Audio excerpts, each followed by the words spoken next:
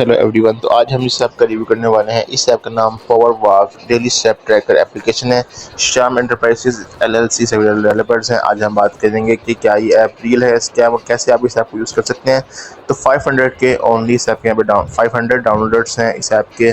और ये एप्लीकेशन एक इंडियन कंट्री की एप्लीकेशन है जो कि 19 जुलाई 2026 को रिलीज़ होती है और 1 जुलाई 2026 को ये ऐप की अपडेटिंग डेट है। बाकी यहाँ पर पीछे आएंगे तो यहाँ पर 50 ऐप के डाउनलोड्स हैं। बाकी ऐप की रेटिंग भी शो नहीं हो रही, ना ही यहाँ पे लोगों के रिव्यूज़ वगैरह शो हो रहे हैं। बाकी इसकी नीश जो है वो हेल्थ एंड फिटनेस है। ऐप को ओपन करेंगे तो यहाँ पर आपके जो स्टेप्स हैं, फूड स्टेप्स, वो यहाँ पे काउंट होंगे और फिर उसके हिसाब से आपको रिवार्ड्स वगैरह मिलेगा। आप उस रिवार्ड्स को मल्टीपल भी कर सकते हैं एड्स को वॉच करके। बाकी हमें पेपाल और अमेजोन की ऑप्शन तो अवेलेबल है विड्रॉ के लिए।